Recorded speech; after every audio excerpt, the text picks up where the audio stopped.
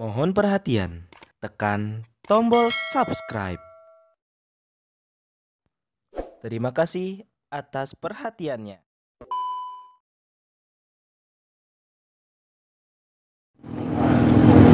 Pernyataan sikap tim pengawal peristiwa pembunuhan atas peristiwa pembunuhan 6 Laskar FPI.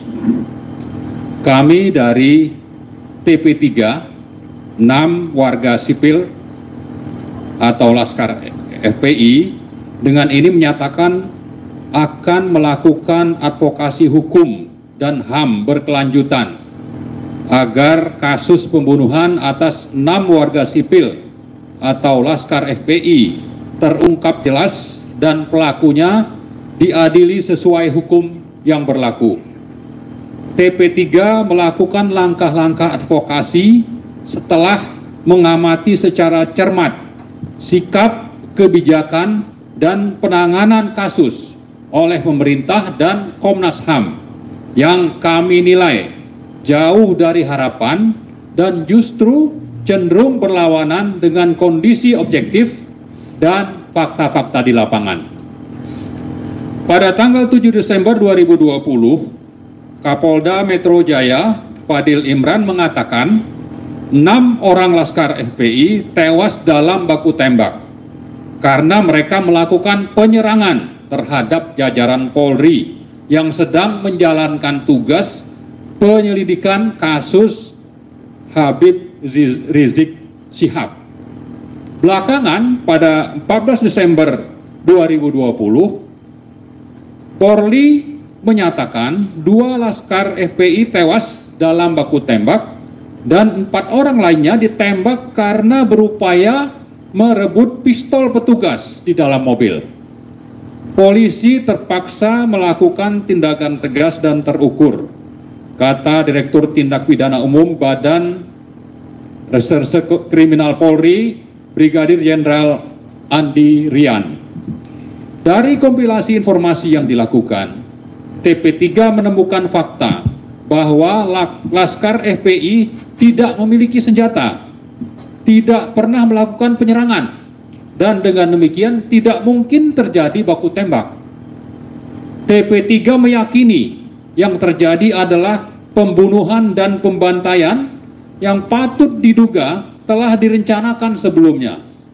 Sebaliknya, TP3 menilai apapun alasannya, tindakan aparat polisi tersebut sudah melampaui batas dan di luar kewenangan menggunakan cara-cara kekerasan, di luar prosedur hukum dan keadilan atau extrajudicial killing.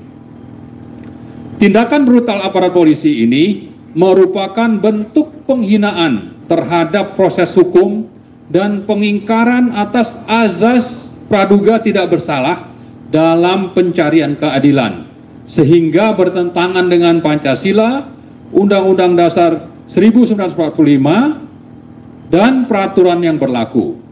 Karena itu TP3 mengutuk dan mengecam keras para pelaku pembunuhan, termasuk atasan dan pihak-pihak terkait. TP3 menuntut pelakunya diproses hukum secara adil dan transparan. Sebagai pemimpin pemerintahan, TP3 meminta pertanggungjawaban Presiden Jokowi atas tindakan sewenang-wenang dalam kasus pembunuhan tersebut.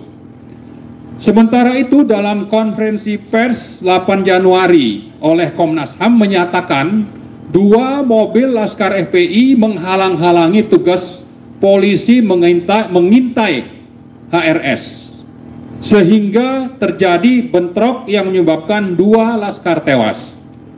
Penembakan 4 Laskar FPI lainnya dinyatakan sebagai unlawful killing. Komisioner Komnas HAM Khairul Anam mengatakan 4 orang tersebut meninggal saat berada dalam penguasaan kepolisian. Maka peristiwa tersebut adalah pelanggaran HAM karena tidak ada upaya lain untuk menghindari jatuhnya korban. Ini menurut Khairul Anam. TP3 menyatakan bahwa pembunuhan 6 laskar FPI oleh aparat negara tidak sekadar pembunuhan biasa dan dikategorikan sebagai pelanggaran HAM biasa sebagaimana dinyatakan oleh Komnas HAM. Kami dari TP3 dengan ini menyatakan bahwa tindakan aparat negara yang diduga melakukan pengintaian, penggalangan opini, penyerangan sistemik, penganiayaan, dan penghilangan paksa sebagian barang bukti merupakan kejahatan kemanusiaan sehingga dikategorikan sebagai pelanggaran HAM berat dalam bentuk kejahatan terhadap kemanusiaan, crime against humanity. Pembunuhan 6 laskar FPI merupakan pelanggaran terhadap Statuta Roma dan Convention Against Torture and other cruel, inhuman or degrading treatment or punishment yang telah diratifikasi melalui Undang-Undang Nomor 5 Tahun 1998. Karena itu proses hukumnya harus dilakukan melalui pengadilan HAM sesuai dengan Undang-Undang Nomor 26 Tahun 2000. TP3 menilai penyerangan sistematis terhadap warga sipil 6 laskar FPI merupakan tindakan tidak manusiawi yang dengan sengaja menyebabkan penderitaan berat atau luka berat pada tubuh atau untuk kesehatan mental dan fisik. Sampai saat ini negara Republik Indonesia belum pernah memberikan pertanggungjawaban publik atas peristiwa pembunuhan 6 laskar FPI dan tidak menyampaikan permintaan maaf atau bela sungkawa kepada keluarga mereka. Bagi kami, ini adalah pengingkaran terhadap hak korban dan keluarganya yang semestinya dijamin oleh negara seperti terkandung dalam Undang-Undang Nomor 13 2006, Yungto Undang-Undang Nomor 31 tahun 2014 tentang perlindungan saksi dan korban. Demikianlah pernyataan sikap TP3 kami sampaikan demi tegaknya hukum dan keadilan di bumi NKRI. Semoga Allah Subhanahu wa taala, Tuhan yang Maha Esa, melindungi segenap tumpah darah dan tanah air Indonesia. Jakarta, 21 Januari 2021, anggota tim TP3 ada 18 orang, mulai dari Profesor Dr. Muhammad Amin Rais, Kiai Haji Dr. Abdullah Heha Mahua, Dr. Busro Mukodas, Kiai Haji Dr. Muhyiddin Junaidi, Marwan Batubara, Profesor Dr. Firdaus Syam, Dr. Abdul Khair Ramadan, Abdul Muhsin Al-Atas LC, Hajah Neno Warisman, Edi Mulyadi, Rizal Fadilah SHMH, HM Mursalim, Dr. Bukhari Muslim, Dr. Samsul Balda, Dr. Taufik Hidayat, Dr. HM Gamari Sutrisno, Insinyur Chandra Kurnia, dan Adi Prayitno SH. Demikian. Baik, sebelum kami lempar pada teman-teman pers, saya Pak Abdullah Hehamua mungkin menambahkan sedikit sebelum. Pertama, saya ingin menyampaikan dasar hukum daripada tim P3 dalam menyampaikan konferensi pers ini. Pertama, Undang-Undang Dasar Pasal 28B memberikan kewenangan dan hak kepada setiap warga negara untuk berkumpul, berserikat, dan mengumpulkan pendapat. Yang kedua, Undang-Undang Dasar Pasal 28F itu juga memberikan hak bagi setiap warga negara untuk mendapat informasi, mengumpulkan informasi, dan menyalurkan informasi kepada pihak-pihak yang terkait. Yang ketiga, berdasarkan Undang-Undang Nomor 39 Tahun 1999 tentang HAM, maka setiap warga negara juga berhak untuk menyampaikan proses temuan-temuan kepada lembaga-lembaga terkait, baik secara nasional maupun secara internasional, dalam negeri maupun luar negeri. Itulah tiga dasar kenapa kami melakukan kegiatan ini. Bahwa kemudian temuan-temuan yang ada sampai mendorongkan untuk membuat ini karena kami telah berwawancara, bertemu, bersilaturahim langsung dengan dua keluarga korban, dan kami yakin bahwa ini adalah pelanggaran HAM berat. Demikian tambahan penjelasan saya. Terima kasih. Pak Amin, sebentar. Saudara sekalian, jadi sesungguhnya kalau kita menoleh ke belakang,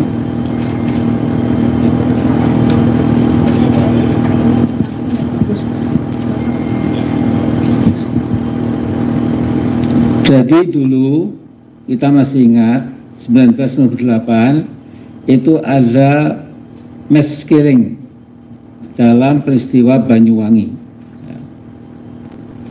Jadi PBNU itu membuat fact finding commission, tim pencari fakta.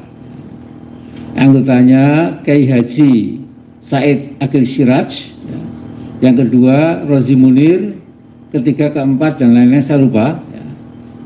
Kemudian hasilnya itu diberikan ke Pangap waktu itu Pak Jenderal Wiranto, dan kepada kejaksaan dan lain-lain yang berkaitan dengan penegakan hukum. Tapi kemudian hasilnya nihil, ya. Tidak ada follow up sama sekali. Nah, waktu itu Gus Dur sebagai ketua PBNU mengatakan itu namanya adalah operasi naga hijau, ya. Jadi sudah mengarah sesungguhnya, ya. Nah, kemudian sesungguhnya kalau kita mau jujur, ya, pelanggaran HAM itu dilakukan mungkin terpaksa, ya, mungkin terdesak dan lain-lain, tapi tetap merupakan pelanggaran. Ya. Jadi sampai sekarang itu Human Rights Commission di PBB tidak pernah bisa masuk ke Indonesia, ya, karena kita tahu bahwa kita telah salah, ya, melakukan crime against humanity itu sebagian di Aceh, tim-tim zaman dulu, ya, kemudian sampai Irian Jaya atau Papua dan Papua Barat, ya. Nah, jadi mengapa kita punya keadrengan, ya, karena kita paham kalau ini pun kita lepaskan, ada ribuan, saya kira ada ribuan orang yang nggak suka kepada tegaknya hukum, ya, mereka kalau ada peluang untuk memusnahkan nyawa itu enteng saja, enteng sekali bagi mereka. Sehingga ini sesungguhnya ini apa? Ini moment of truth, ya. Kalau tadi malam saya lihat Pak Sigit Sulisyo Prabowo itu omongannya kan merdu, ya, mudah-mudahan, ya. Tapi saya termasuk yang pernah mengatakan mudah-mudahan bukan dia, tapi sudah jadi kenyataan, ya sudah nggak apa-apa. Tetapi kalau Pak Kapolri yang sekarang ini itu betul-betul bisa menegakkan apa yang dibicarakan itu luar biasa, ya. Walaupun ada tokoh HAM yang mengatakan ya dia meragukan, ya, barangkali itu hanya ya karena uji kelayakan harus ngomong yang bagus, nanti praktiknya bagaimana itu masih kita lihat lagi, ya. Ini saudara sekalian, jadi ini kami sesungguhnya tetap punya hak untuk membuat tim pencari fakta independen, tetapi kita saking hati-hatinya ya sudahlah kita buat tim pengawal peristiwa pembunuhan ATP3 6 Laskar FPI seperti dikatakan Pak Marwan tadi, ya. Nah, sekarang ini terakhir dari saya, ya. Saya sesungguhnya sudah membaca, ya, bahwa kalau di antara anak bangsa ini tidak ada yang bicara dengan lantang untuk menegakkan hukum, untuk melawan kezaliman, untuk menegakkan kebenaran, itu nanti lama-lama, ya, bangsa kita ini menjadi dingin, ya, dingin ketika terjadi pembunuhan di sana, di pulau mana, di negara mana, di provinsi mana, itu tenang-tenang saja, ya. Kalau sudah seperti itu, ya, saya kira itu the end of our democracy, ya. Jadi sudah sekalian, kita belajar dari muka bumi ini, banyak sekali negara mula-mula demokrasi, tapi elitnya itu memang tidak punya potongan pembawaan mental moral demokrasi, akhirnya membangun oligarki, akhirnya membangun rezim yang otoriter, bahkan diktatorial, dan bisa semakin hebat, ya, karena rakyat diam saja. Ya. Nah, jadi mungkin kami ini sebagian di sini masih ada sekitar ribuan lagi yang masih punya kepedulian. Kita akan speak out, ya, kita akan bicara apa adanya, kita akan ikuti terus, ya, dan sambil mengikuti itu, kita tetap akan membuat insya Allah sebuah buku putih, ya, yang akan menyajikan kenyataan sejujur-jujurnya apa yang terjadi, supaya paling tidak bangsa kita ini tahu apa yang telah terjadi, juga masyarakat internasional juga tahu apa yang terjadi, dan mudah-mudahan saya yakin ini dari segi keimanan kami, ya, kita semua, kalau masih ada sebagai anak bangsa yang peduli, ya, itu yang di langit tidak akan membiarkan, ya, bangsa ini kemudian ambruk, semua kemudian jatuh, ya. Jadi asas ini masih sebagian, cukup sebagian lah, ya, masih waspada, masih alert, ya, masih punya keprihatinan, masih punya komitmen keadilan untuk menegakkan keadilan, itu bangsa ini masih punya masa depan, ya. Nah, saya kira ini betul kata Pak tadi, akhirnya harapan kita pada Pak Jokowi, ya, juga Kapolri baru, ya, supaya bisa seperti janjinya itu meretas, membuka, ya, halaman baru Polri kita, ya, yang lebih adil, lebih manusiawi, lebih, ya, mengayomi itu dan lain sebagainya. Saya kira tambahan itu dari saya. Assalamualaikum warahmatullahi wabarakatuh. Baik, sebelum kami lempar kepada teman-teman pers, saya sementara batasi 5 orang dulu, ya. Oh, Pak Muhyiddin. Oke, sedikit Pak, ya. Assalamualaikum warahmatullahi wabarakatuh. Intisari dari agama Islam adalah amar ma'ruf dan nahi munkar. Sebagai umat Islam yang oleh Allah Subhanahu wa Ta'ala dinilai dan dianggap sebagai khairu ummah, ciri nomor satunya adalah itu. Antara amar ma'ruf dan nahi munkar harus dilakukan secara seimbang. Tidak boleh amar ma'ruf saja dan nahi munkar ditinggalkan, atau sebaliknya. Nah, apa yang kami lakukan di tim ini adalah melakukan nahi munkar. Kami yakin tidak semua intelektual dan tokoh, cendekiawan, scholars berani dan memiliki gat untuk melakukan nahi munkar karena memiliki risiko yang lebih besar daripada amar ma'ruf. Oleh karena itu, kalau kita tidak melakukan nahi munkar, secara tidak langsung kita menegasikan salah satu perintah Allah Subhanahu wa Ta'ala. Jadi kami berkumpul bagian daripada perintah Allah melakukan amar ma'ruf dan nahi munkar. Apalagi banyak sekali di dalam Al-Quran, surah An-Nisa 93 dijelaskan, wa may yaqtul mu'minan muta'ammidan fajaza'u jahannamu khalidan fiha. Siapa saja yang membunuh seorang mukmin secara sengaja, maka ganjarannya adalah jahanam, ya, neraka, tinggal di sana selama-lamanya. Bahkan bukan hanya itu, wa ghadiballahu alaihi, Allah akan marah kepadanya, bahkan Allah melaknatnya. Kemudian yang terakhir, wa'addalahu azaban muhina, dan Allah menyiapkan sebuah siksaan yang sangat menyedihkan. Karena kita umat Islam, apalagi mayoritas bangsa Indonesia dan umat Islam, kita harus memiliki kepedulian terhadap nasib saudara-saudara kita, ya umat Islam dan bangsa Indonesia yang lain. Terima kasih. Assalamualaikum warahmatullahi wabarakatuh. Waalaikumsalam.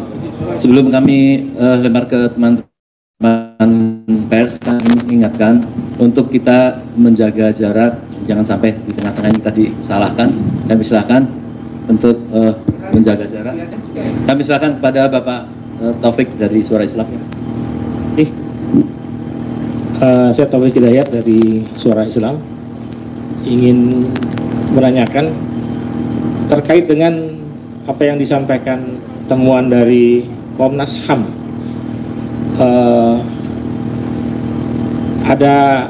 Adakah keraguan dari tim pencari fakta ini menyangkut dengan barang bukti yang ditemukan oleh Komnas HAM? Kami dari tim investigasi dari Suara Islam terus terang meragukan barang bukti yang ditemukan oleh Komnas HAM itu seperti diumpankan, menyangkut proyektil dan selongsong peluru yang ditemukan pihak Komnas HAM. Apakah itu sah menurut hukum, menurut berita acara penemuan barang bukti? Karena polisi kan sama sekali tidak melakukan polis lain, tidak diketahui di mana TKP-nya. Jadi bagaimana mungkin Komnas HAM itu bisa menemukan ini kan seperti kayak orang maaf ya, banyak di berbagai cerita di masyarakat bagaimana polisi menjebak pelaku misalnya dalam hal narkoba. Jadi barangnya diumpanin, kemudian orangnya masuk dalam perangkap. Ini kami merasa Komnas HAM ini masuk perangkap daripada senjata. Konfirmasi, ya,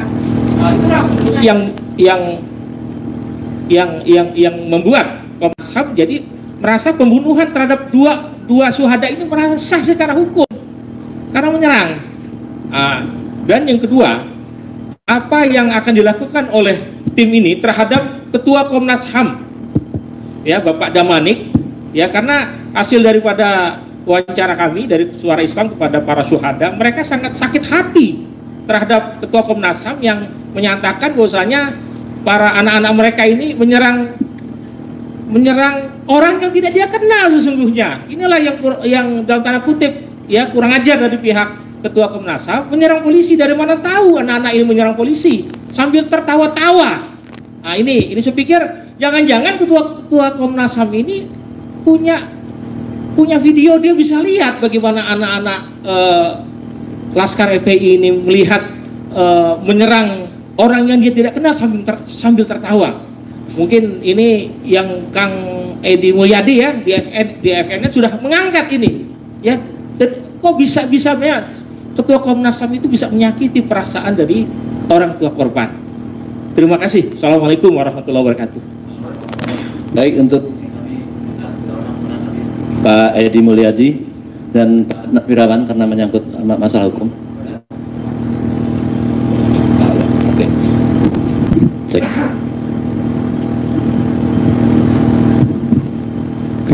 Terima kasih dari Suara Islam. Assalamualaikum warahmatullahi wabarakatuh.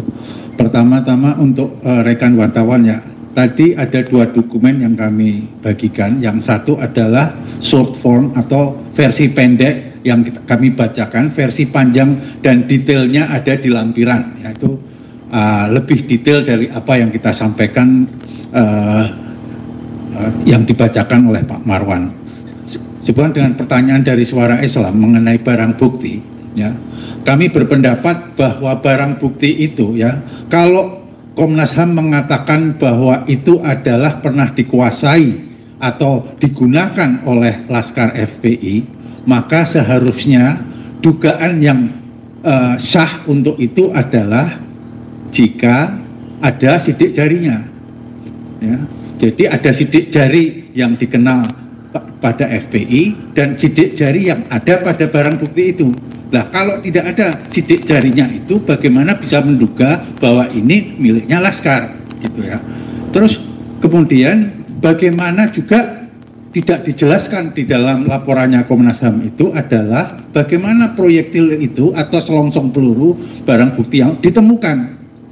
Dia tidak menjelaskan di dalam konferensi persnya bagaimana mereka menemukan, hanya mengatakan menemukan dalam wilayah cakupan yang luas ya, dan sudah beberapa hari kejadiannya. Perlu diketahui kan barangnya itu kecil padahal ditemukannya dalam ruas yang luas ya.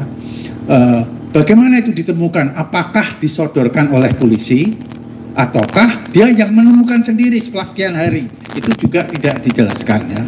Terus kemudian mengenai operasi pembuntutan, sudah dijelaskan mungkin di dalam lampiran ada penjelasan secara detail mengenai operasi pembuntutan ini. Bagaimana, apakah hal ini sah ya? Seorang yang baru status hukumnya adalah sebagai saksi, hanya saksi saja, dan saksi baru dipanggil 2 kali, dan sudah ada kesepakatan pada panggilan yang ketiga akan datang itu juga sudah ada kesepakatan. Apakah boleh seorang saksi itu diuber-uber layaknya orang yang baru saja melakukan kejahatan terus kemudian lari? Kan kalau toh itu dianggap kejahatan, bagi kami bukan kejahatan, perbuatan pidana lah ya, karena melanggar prokes gitu ya, kan sudah terjadi ya. Dan Habib Rizik itu status hukumnya hanya sebagai saksi. Bagaimana saksi harus dikejar-kejar seperti itu ya. Dengan demikian ada tindakan yang berlebihan. Hal lain yang ingin kami sampaikan pada kesempatan ini adalah mengapa kami tidak puas dengan, kalau menurut menanggapi pertanyaannya dari Suara Islam, kok tidak puas dengan Komnas HAM, apa yang dilakukan Komnas HAM. Nah, ini justru menurut pendapat tim ini adalah bahwa ini justru menunjukkan bahwa pemerintah itu adalah unwilling dan unable ya untuk melakukan penuntutan terhadap HAM berat. Dan kami berpendapat yang berbeda, HAM berat bukan HAM saja yang sebagaimana yang disampaikan oleh Komnas HAM. Saudara-saudara sekalian, yang namanya perbuatan pidana, Komnas HAM ini diberikan wewenang oleh Undang-Undang Nomor 26 Tahun 2000 itu untuk melakukan penyelidikan ya. Jadi dalam penyelidikannya itu kesimpulannya hanya ada dua, HAM berat atau tidak ada sama sekali. Tidak ada HAM biasa saja, nggak ada. Jadi nggak boleh kok HAM kok bukan HAM berat tapi HAM biasa atau HAM tanpa embel-embel berat. Terus kemudian mengatakan hal itu adalah tindak pidana. Ya. Yang berhak, dia tidak mempunyai kompetensi absolut untuk menentukan apakah itu tindak pidana atau bukan, karena tindak pidana itu wewenangnya polisi menentukan, bukan HAM. Kalau Komnas HAM itu pelanggaran HAM berat saja. Dengan demikian kalau dia mengatakan pelanggaran HAM, seharusnya itu namanya HAM berat, tidak ada kemungkinan lain. Jadi dia tidak punya wewenang untuk menentukan itu adalah tindak pidana, karena tindak pidana itu bukan dalam kompetensi absolutnya. Begitu. Terima kasih. Baik, lanjut Pak Haji. Jadi sebelumnya kami mohon Pak Dr. Refli Harun untuk ke depan, karena kan kita undang juga. Silakan Pak.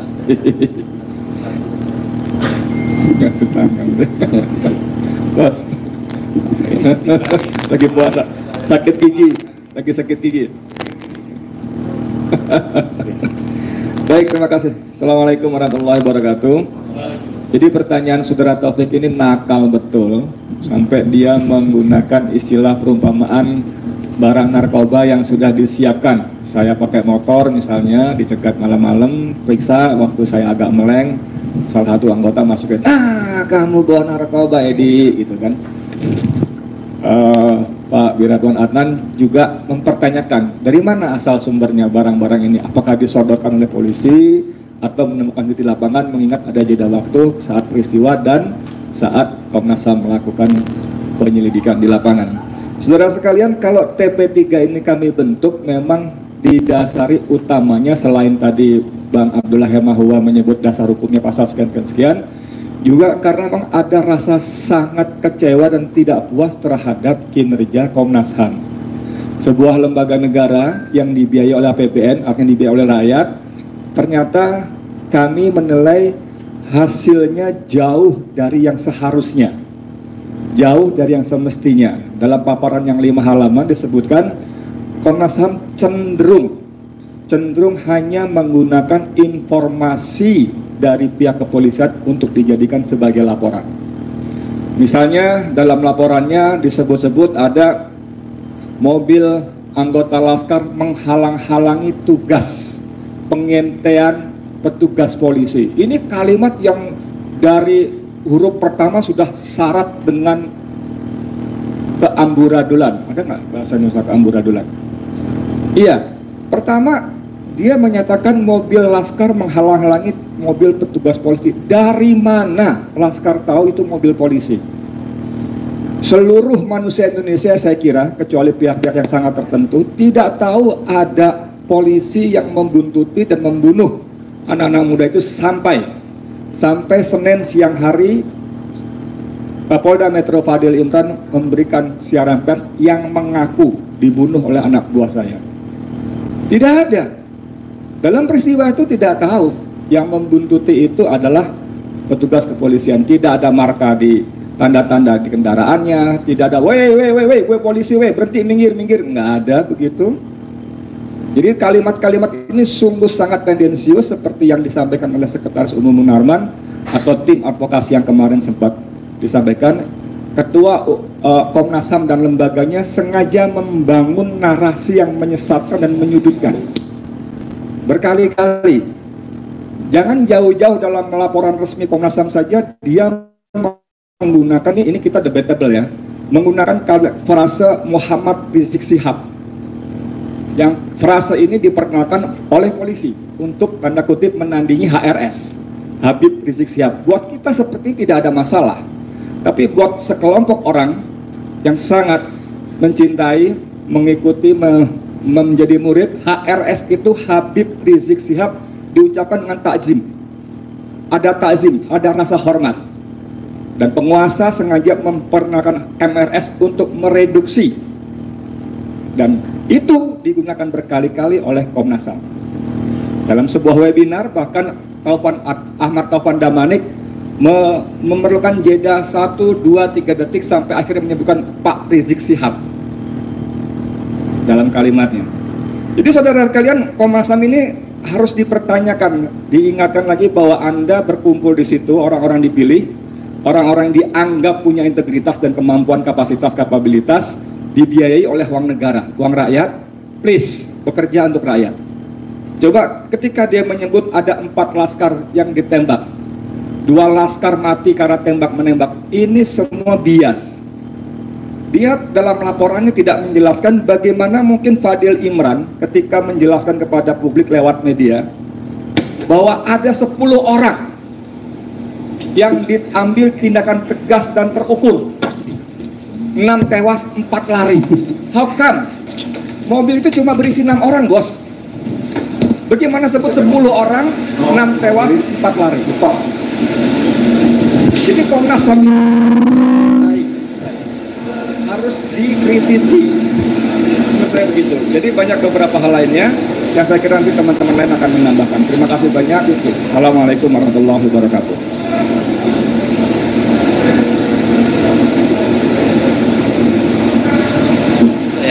Dan misalkan dari Detik, saya Satria dari 20 Detik mau tanya nih Pak, kan setelah pernyataan sikap ini, bagaimana langkah selanjutnya yang akan dilakukan oleh TP3 kasus tewasnya 6 laskar FPI? Apakah kan Komnas HAM juga telah memberikan rekomendasinya kepada Presiden Jokowi terkait kasus tersebut? Apakah TP3 juga akan memberikan surat pernyataan sikap resmi ini kepada Presiden Jokowi, baik itu melalui KSP atau ke pihak-pihak lain juga? Dan satu lagi Pak, kan kasus tewasnya 6 laskar FPI ini juga kan diusut oleh Polri di bawah Barreskrim Polri, dan saat ini Kabar Reskrim direkomendasikan untuk menjadi calon Kapolri. Kalau dari TP3 sendiri melihatnya bagaimana sih nanti pengusutan kasus tewasnya 6 Laskar FPI ini di tangan calon Kapolri baru yang memang berasal dari yang awalnya semula merupakan Kabar Reskrim yang mengusut kasus tersebut. Terima kasih. Baik, kami persilakan untuk ini kepada Bapak Abdullah dan Pak Marwan. Mungkin Pak Marwan lebih dahulu karena kita memang sudah melakukan rapat dan rencana langkah-langkah itu. Kami persilakan Pak Marwan. Ya, terima kasih. Jadi seperti tertulis di paragraf pertama ini ya, bahwa tim akan melakukan advokasi hukum dan HAM berkelanjutan sampai kasus pembunuhan 6 laskar tersebut terungkap jelas dan pelakunya diadili sesuai hukum yang berlaku. Itu dasar kita akan melakukan banyak langkah ke depan. Ya, antara lain kita juga seperti tadi sudah disebutkan Pak Amin, kita bikin buku putih, kita punya fakta, kita tunjukkan kepada publik, kita mengajak seluruh rakyat yang memang punya rasa kemanusiaan untuk bergabung dengan kita dan menyuarakan ini. Ya, jadi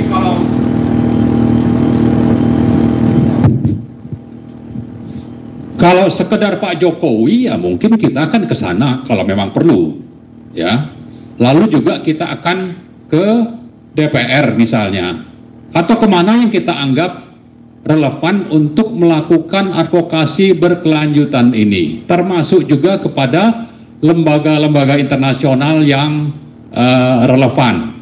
Saya kira itu mungkin ya. Pak Abdullah akan menambahkan, silakan Pak. Tidak ada yang baru dari saya, hanya saya mengulangi saja bahwa dalam program kerja dari TV3 ini kita sudah tetapkan bahwa tadi dijelaskan oleh Mas Amin dengan Pak Marwan, buku putih, kemudian buku putih itu kita resume menjadi petisi itu kita akan sampaikan kepada semua pihak terkait, apakah MPR, DPR, Presiden, dan lain-lain, dan kita ajak untuk paling tidak ratusan tokoh-tokoh bangsa dari berbagai latar belakang agama, suku, profesi, dan seterusnya. Kemudian kita coba untuk ke ICC, International Criminal Court, untuk memprosesnya, sehingga berbarengan seperti itu. Kemudian juga yang lain adalah kita akan melakukan advokasi kepada keluarga korban karena pengalaman tanggal 21-22 Mei yang 10 orang korban itu mereka tidak berani untuk menjadi bersama-sama melaporkan kepada pihak-pihak terkait karena mereka didatangi di Sogo, di apa dan seterusnya, sehingga dengan begitu maka tanggung jawab moral kita untuk mengamankan, menyelamatkan keluarga-keluarga dari korban ini. Misalnya ada korban orang tuanya didatangi kasih dana duka, tapi alhamdulillah beliau tolak. Ada yang kemudian dipanggil berapa kali dan mereka menolak dan seterusnya. Nah, ini juga advokasi sekalian untuk kita mengadvokasi masyarakat, bangsa rakyat, bahwa seperti kata oleh Mas Amin tadi, ketika peristiwa ini kita biarkan, maka ke depan, tahun depan, 2 tahun depan akan terjadi persoalan biasa untuk membunuh orang tanpa proses hukum. Terakhir saya mau katakan bahwa dalam sistem hukum internasional orang sudah dijatuhi hukuman mati, PK, hukuman mati. Maka ketika mau dieksekusi, detik-detik terakhir ditanya, Anda mau apa? Dia bilang, saya mau berdoa, silakan. Saya mau salat, silakan.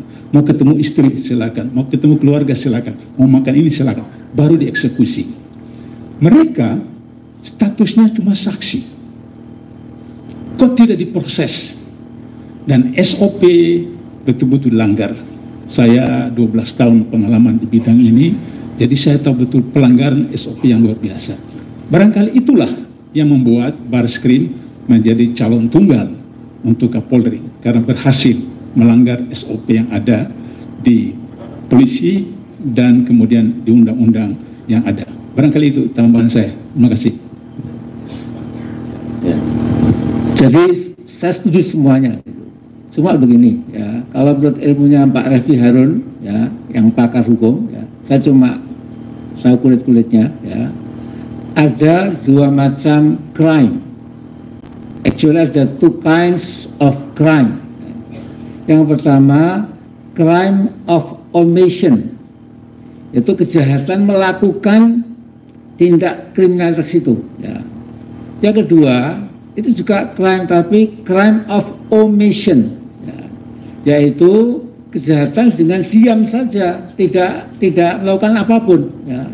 Jadi kalau saya lihat di pinggir jalan ada seorang yang menyiksa seorang yang lain begitu, padahal saya mampu untuk menghentikan, ya, tapi saya diam saja, saya kena hukuman karena saya cuma diam. Ya. Jadi makanya saya katakan, banyak ahli hukum yang mengatakan silence is the violence. Diam itu sesungguhnya juga juga kejahatan juga itu. Ya, karena itu kita berkelanjutan terus saja, ya.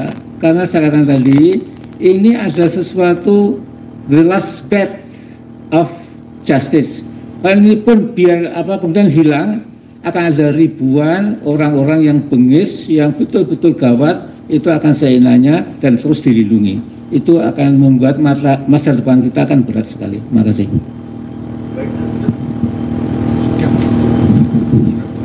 Sebelum kita lanjut ke keluarga korban, kami harap Pak Refli Harun memberikan sedikit tentang masukan rencana tidak. Pak Arman, sedikit karena ini mungkin publik kepengen tahu langkah-langkah hukum seperti apa. Oke, baiklah. Jadi di awal kami sampaikan bahwa karena kami melihat TP3 ini melihat bahwa pemerintah itu adalah telah terbukti tidak bersedia dan tidak mampu untuk melakukan penuntutan, maka saluran berikutnya kami akan melakukan pengaduan ke Dewan HAM PBB. Dewan HAM PBB itu mengenal adanya pengaduan individual pengaduan itu yang dalam bentuk communication, ya, tidak berarti kami itu kemudian beracara di hanya itu dikenal. Itulah yang akan kami lakukan karena dalam pengamatan kami pemerintah ini adalah unwilling dan unable untuk melakukan penuntutan itu, ya. Nah, tadi ada pertanyaan yang belum terjawab juga mengenai mengapa tidak dilakukan polis lain itu. Nah, kami juga membaca di dalam SOP-nya polisi itu, atau kalau terjadi adanya mayat atau korban pembunuhan itu, protapnya itu harus tidak boleh diadakan perubahan terhadap barang bukti itu harus dibiarkan sebagaimana adanya, kemudian diberikan polis lain gitu. Nah, ini kok kesannya kok kemudian diambil barang buktinya sehingga sudah berubah.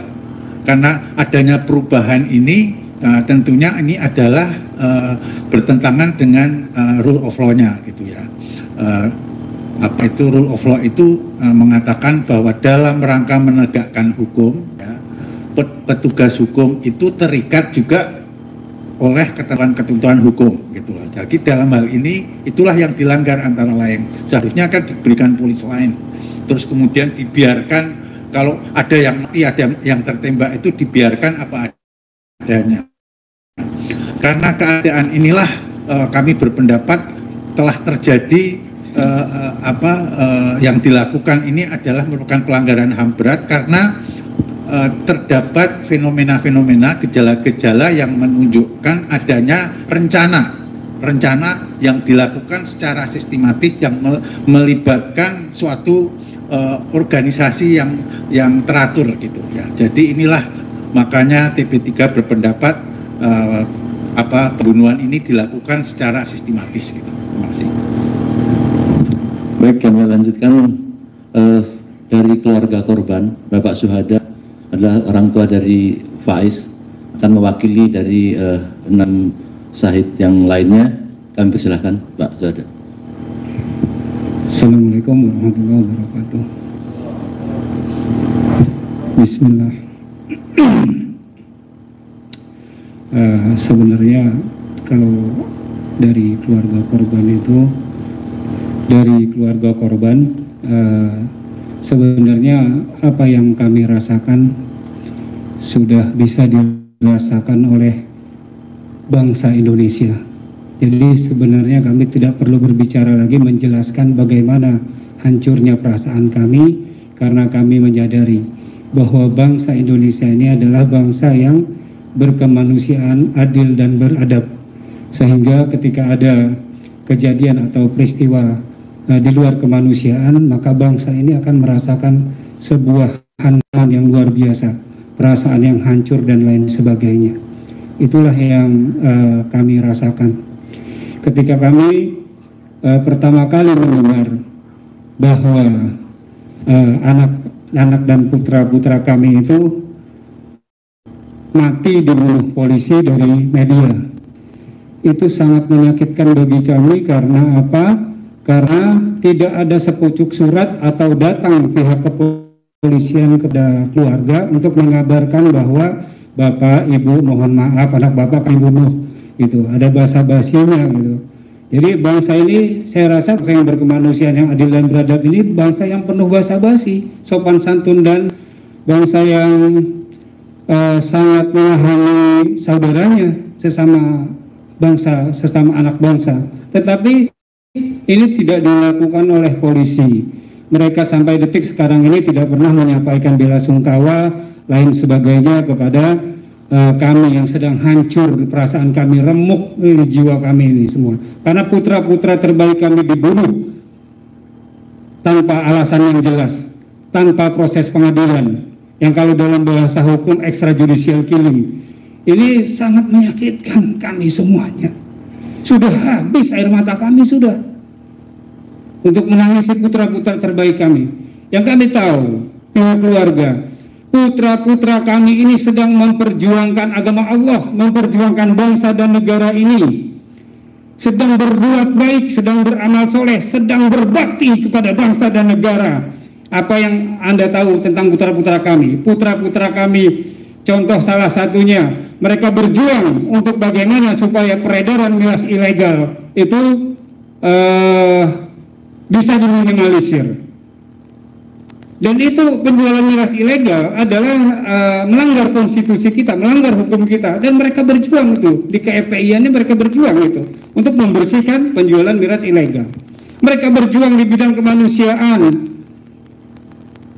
bencana di mana-mana mereka turun, mereka bantu. COVID-19 mereka turun, mereka bantu, all out, mereka berjuang untuk bangsa dan negara ini. Tiba-tiba mereka dibunuh, dan ini membuat kami keluarganya sangat sakit.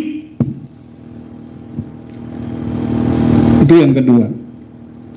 Mereka putra-putra terbaik kami. Mereka orang baik.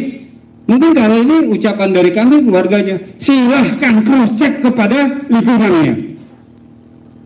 Kalau ucapan kami salah, bahwa putra-putra kami adalah orang terbaik yang tidak pernah berbuat kriminal,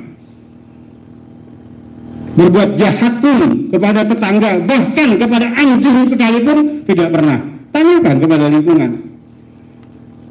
Wabil khusus putra saya, Faiz Ahmad Syukur, silahkan tanya di lingkungan kampusnya, tanya bagaimana, tanya dosennya, tanya bidang administrasinya, tanya ke teman-teman sekelasnya, tanya yang beda jurusan, kawan-kawannya yang mengenal dia, bagaimana itu keenam mujahid ini.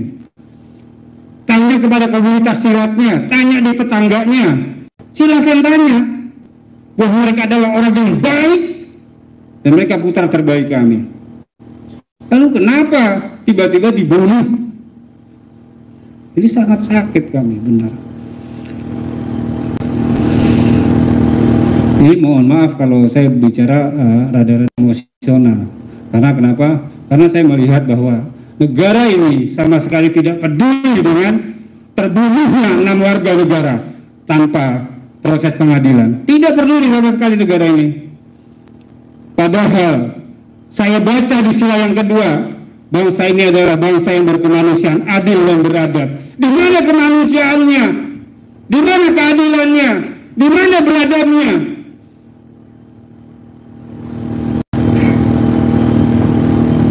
Jadi kami sangat berterima kasih kepada tokoh-tokoh yang terus menggaungkan proses pengadilan terhadap pelaku pembunuhan ini, pembunuhan biadab dan kejam ini. Artinya terima kasih banyak sebagian umat Islam terus untuk mengungkap agar supaya pelaku daripada pembunuh ini disembunyikan, yang sampai sekarang disembunyikan, itu segera terungkap dan segera diadili seadil-adilnya untuk membuktikan bahwa bangsa ini adalah bangsa yang berkemanusiaan, adil dan beradab. Para pengelola negara khususnya, ini adalah kasus kemanusiaan yang luar biasa. Laskar FPI adalah orang-orang yang menjunjung tinggi harkat martabat dan kemanusiaan. Mereka berjuang di bidang kemanusiaan. Sekarang mereka dibunuh secara tidak berkemanusiaan. Ini luar biasa ini. Jadi mudah-mudahan perasaan hancur dan remuknya kami, keluarga, yang akan kami rasakan, seluruh keluarga besar kami akan rasakan, ini luar biasa. Satu lagi, keluarga tidak pernah mengizinkan putra-putranya untuk diotopsi, dan ketika dibawa dari rumah sakit kami melihat jenazah putra kami dijahit dari ujung sini sampai ke bawah, ada bekas jahitan. Nah ini putra kami, bukan anak mereka ini. Dan mereka jahit sembarangan seperti itu, mereka bongkar itu ini. Mereka siksa itu dengan air panas atau apa, saya tidak ngerti. Hancur badannya ini putra kami. Ya, mereka apa? Rumah sakit Sukamto. Hak mereka adopsi putra kami. Siapa yang memberikan hak mereka untuk melakukan itu? Ini luar biasa. Jahatnya luar biasa. Kalau tidak terungkap, maka negara ini jadi negara yang tidak berperi kemanusiaan, negara yang zalim dan biadab. Buang saja Pancasila sudah. Kalau begini caranya, gitu loh. Jadi saya mohon maaf rada-rada emosional karena memang saya dipancing untuk melakukan untuk terus emosi oleh penyelenggara negara, pengelola negara ini. Jadi mohon maaf. Demikian yang bisa saya sampaikan. Harap mohon maklum aja. Gitu. Wassalamualaikum. Baik, kita tentu turut bersedih ya. Kami mohon untuk ini Mbak Nino Warisman untuk menanggapinya dengan Pak Bukhari Muslim sedikit karena kita sudah khawatir malah tidak selesai. Untuk yang lain kami mohon maaf, nanti biar kita akhiri nanti dengan acara yang lain. Kami silakan Mbak Nino. Baik, kawan-kawan semuanya, saya sudah mendengar ya, beberapa kali membaca dan bahkan memberikan laporan tentang perjalanannya. Yang ingin saya sampaikan adalah kita semuanya, Pak Presiden, Pak Menteri, Pak Kapolda, semua saja di semua jajaran di negeri ini, semua pengelola negara adalah manusia, dan kita semuanya adalah manusia. Karena itu kita bernama manusia ya, dan memiliki kemanusiaan. Persoalan ini betul-betul merupakan persoalan kemanusiaan. Kalau boleh ya, saya memohon ya, biarlah yang lain mengemukakan fakta, saya memohon ya kepada semua pihak untuk kembali meletakkan rasa kemanusiaan tersebut, rasa kasih sayang kepada manusia menjadi yang utama, sehingga kita tidak perlu merasa malu ketika melakukan kesalahan ya, ketika mungkin ada pihak-pihak ya yang terlanjur mengatakan A kemudian B, tapi kita kembali kepada sumber pertama kita, yaitu bahwa kita menjadi manusia karena kita dibekali oleh Tuhan sebuah rasa kemanusiaan itu. Itulah yang selalu mendorong kita untuk melihat segala permasalahan yang kita hadapi. Nah, saya betul-betul berharap ya kepada Bapak Kapolri, betapapun banyak yang tidak mungkin meragukan diri sendiri ya, bukan meragukan siapapun, tapi meragukan diri sendiri. Tapi saya mengajak seluruh masyarakat, ya, terutama kaum ibu, ya. Bayangkanlah ada 6 orang ibu yang harus kehilangan putranya secara mendadak, dan peristiwa ini walaupun terjadi setahun yang lalu, bagi seorang ibu, ketika anak yang dia lahirkan itu dan dia sayang-sayang terenggut, ya, nyawanya, jangankan ditembak. Anak kita jika luka saja kita bilang baik kita yang terluka daripada anak kita. Betul, ibu yang ada di ruangan ini, kita semuanya, ya, memahami itu perasaan 6 orang ibu dan juga pasti 6 orang ayah. Kita mau, ya, kita mau menyerahkan apapun saja untuk anak kita, ya. Jadi ini adalah perasaan keibuan yang membimbing, yang meminta kepada setiap orang yang punya ibu, siapapun saja, semuanya penyelenggara negara punya ibu. Tolong kembali ke hati ibu masing-masing. Bagaimana gitu kalau ibumu yang harus menghadapi seperti ini? Jadi kita nggak usah terlalu susah betul, kembali kepada yang nurani karena itu diberikan Tuhan. Ya, semuanya saja, siapapun yang ada pada persoalan ini, coba bayangkan saja jika itu ibu kita, jika itu saudara kita, jika yang terluka atau yang ditembak itu anak kita, saudara kita. Saya kira kalau itu semua sudah menjadi buntu, saya pun tidak bisa berkata apa-apa, ya, karena disinilah letak kita menjadi manusia, karena kita memiliki rasa kemanusiaan. Ini adalah persoalan kemanusiaan, ya. Itu saja saya kira. Terima kasih. Sedikit Pak Bukhari Muslim untuk dari kerjaan. Terima kasih. Nabi SAW menyebutkan unsur akhaka zaliman aw madluman. Apa yang kita lakukan hari ini bukan hanya menolong orang yang terdolimi, tapi menolong pelaku kedoliman. Apa yang disampaikan oleh Hendak Amin Rais tadi, bahwa jangan sampai ini dibiarkan, akan berkelanjutan. Kita bisa bayangkan satu nyawa saja, kata Al-Quran, man qatala nafsan bighairi haqqin qatala an-nasa jami'an. Satu nyawa dihilangkan tanpa cara yang benar sama dengan menghilangkan nyawa seluruh umat manusia. Apalagi kalau 6, dan apalagi seperti disembunyikan. Jadi apa yang kita lakukan hari ini adalah menolong kemanusiaan, menolong diri kita, menolong bangsa ini. Mudah-mudahan kita diberkahi oleh Allah. Baik, kami mohon Pak Kiai Haji Dr. Muhyiddin Junaidi untuk berdoa. Tetapi sebelumnya kami sampaikan, kita berharap tim ini dan konferensi pers ini ada tanggapan dari penguasa untuk memberikan harapan kepada salah keluarga tadi, mengatakan supaya tunjukkanlah bahwa kita negara yang adil dan beradab. Dan bahkan keluarga sudah menyampaikan kepada tim, karena mereka sakit hati sudah dibunuh, difitnah, mereka meminta kepada kita untuk melaksanakan mubahalah. Itu satu hal yang masih kami akan kita bahas. Tetapi semoga dari konferensi pers ini akan ada tanggapan, ya, yang baik untuk mendinginkan, ya, suasana negeri kita ini, ya, dan untuk ada rasa bela sungkawa kepada negara. Baik, kepada Pak Muhyiddin untuk memberikan tutupan doa. Bismillahirrahmanirrahim.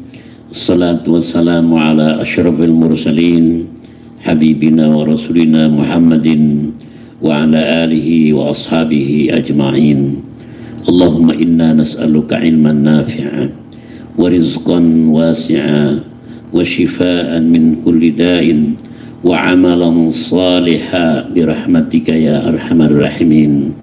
Ij'al ya Allah jam'ana hadha jam'an marhuma wa tafarruqana min ba'dihi tafarruqan ma'suma wahdina siratan mustaqima wa la tatruk fina ya Allah wa la ma'ana syaqiyan wa la matrudan ولا ملعونا ولا مظلوما ولا مغمونا برحمتك يا أرحم الراحمين.